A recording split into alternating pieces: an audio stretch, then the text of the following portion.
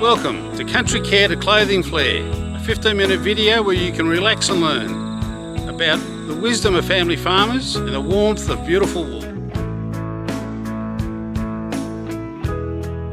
In this video, I'm interviewing Richard, a sheep farmer who moved into trucking to earn more money, and from that he learnt how to care for sheep, but then also part two with Adeline about caring for wool.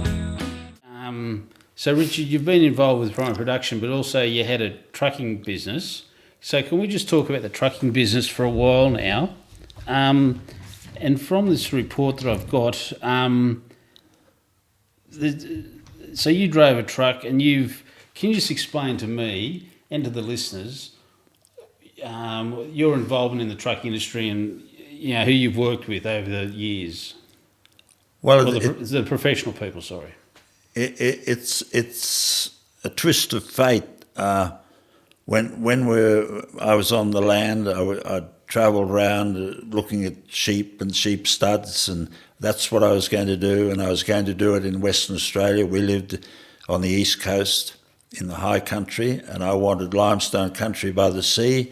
That was the dream. I'd looked all over the world trying to find it, and there was an economic thing to do. We went there, but the early 70s were a tough call, and we couldn't sell what we had in the east, so we had to retreat. And by then I'd got married and started to have children. Everything was pretty interesting time in the early 70s for Australia, and pretty hard. And so we got through that okay on the farm. It worked actually quite well in the end, but we wanted another income. If you have 5 children, you need a lot of input, and we wanted Jane, my wife, to stay to be part of their world, and she was on the farm, she was doing that, but we needed more money to do the deal. So we went into trucking, and we first of all, because where we lived there were potatoes around, we went into the markets with those and got a feel for the food industry, I suppose. Wool into Sydney, which is now Darling Harbour. Potatoes into the new markets. Originally it was where Chinatown is when we were carting there. So it was an extraordinary experience to go in and see how that world lived and worked.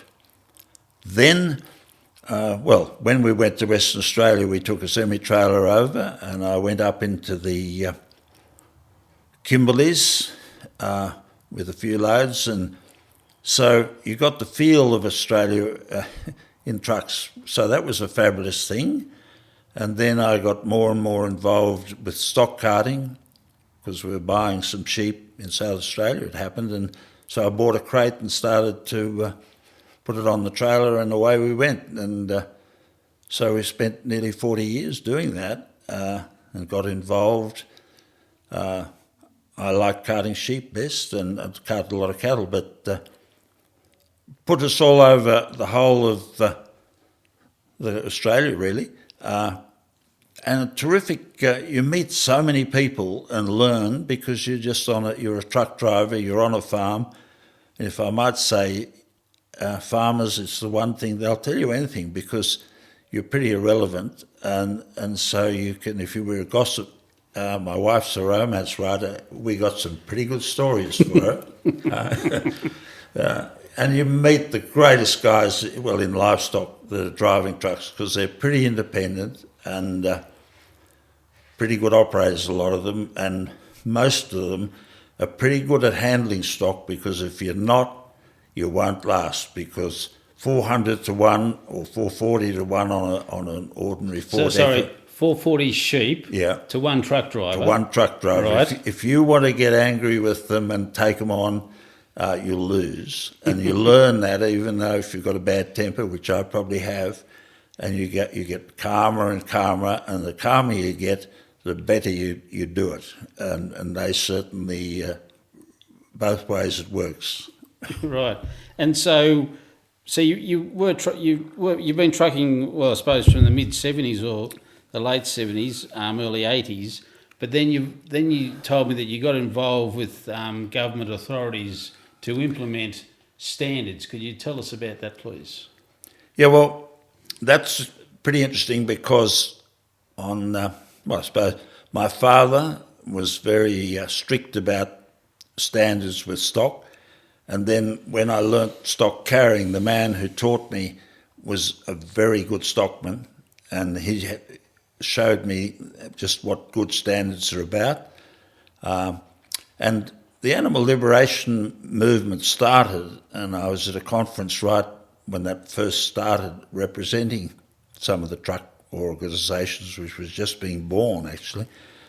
And so we were very much at the cutting edge as an association, trying to make sure that it was right, that animals travel safely and well, because we were just moving from rail to road, and so the public were far more aware of it happening, that they were actually moving, and so they were worried about a lot of things, the same as we were worried about a lot of things. That first conference pointed out on Pennant Hills roads in Sydney, driving up, that kids had arms and legs, not legs, but just arms out the window, when the lady from the other side of the argument, who was worried about it, was saying that the sheep's legs were sticking out. I made the mistake of saying, well, perhaps we should have air-conditioned buses so that we didn't have the windows. And, well, right now they are all air-conditioned. And I might add that in Ireland I saw an air-conditioned stock crate. So right. Perhaps we're both one, but it took 40-odd years for it to happen. Thanks, Richard, and great to hear you've learned about how to care for sheep. Now on Adeline Logue, part 2 of 2, caring for wool.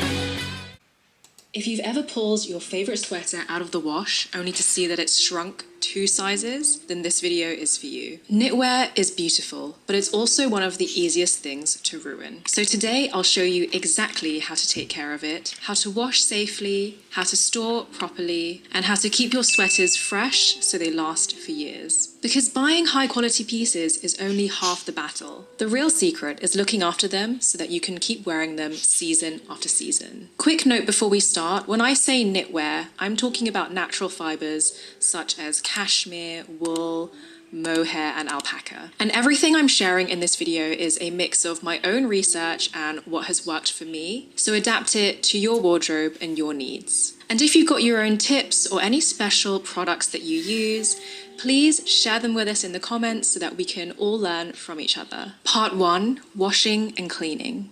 How often should I wash my knitwear? Way less than you think. You only really need to wash your knitwear when necessary, such as when you notice any marks or odours. Fabrics like cashmere or wool are breathable, which means they are naturally odour resistant, and they wick away moisture rather than trapping it, which prevents odour-causing bacteria from growing. I normally wear a layer underneath my medium or thick jumpers, like a t-shirt, and then that way when you sweat onto your t-shirt, which you can wash frequently, and this helps to protect your knitwear further. Should I hand wash or machine wash or dry clean? So firstly, always check the label. Before you wash anything, always make sure to read whatever the care label says to see what is recommended from the brand. As a quick reminder, this symbol means hand wash. This symbol means machine wash at whatever degrees the number says. When it comes to dry cleaning, if you have a simple knitwear piece, such as the one that I'm wearing now, if it says dry clean, I personally don't think you have to take it to the dry cleaners. Most knitwear that says dry clean, you can probably just hand wash, but please use that advice with caution. It really depends on the piece.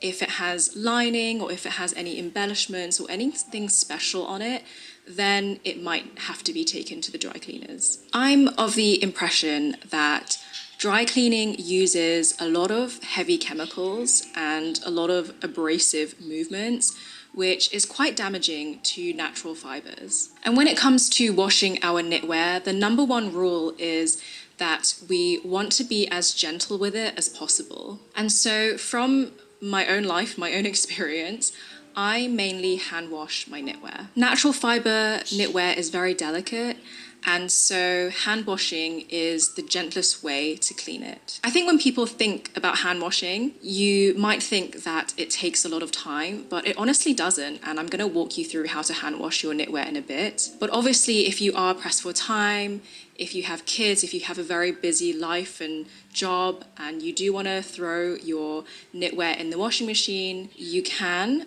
but at your own risk. And I'll walk you through how to wash your knitwear in the washing machine safely. If your washing machine has a wool wash setting, then use that. Otherwise, use the delicate setting. Make sure you select the lowest spin speed setting and the lowest temperature. Shrinkage is caused by hot temperatures, and so you want to use the lowest temperature possible. You should also use a special wool detergent, as this is less harsh than your normal laundry detergent. Put your item inside out, and then as an extra precautionary measure, I would also put it inside a mesh bag. This will give as much protection as you can to your item when it's like spinning around in your washing machine. And then hopefully that should do the trick. Hopefully your item won't come out with a changed shape or shrunk or anything like that. And you should lay your items flat to dry. And whilst you lay it out flat, you can kind of put it back into its original shape as well. Never hang it to dry, as the weight might cause it to grow, and you might also get like hanger marks in the shoulders.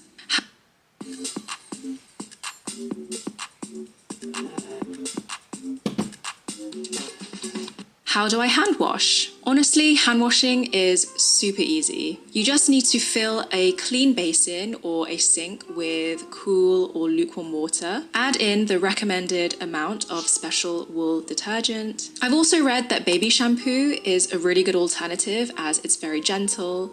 And at the end of the day, things like cashmere or wool is like a hair fiber, and shampoo cleans hair, so it kind of makes sense. Again, you want to turn your item inside out and then submerge it into the basin or the sink of water. Then gently swish it around the water and give it a bit of a massage to loosen any dirt or debris that might be in the fabric. Leave it to soak for 5 or 10 minutes, and then rinse your item in clean, cool water until there's no more soap left. You want to make sure that you are just being really gentle and careful at this point.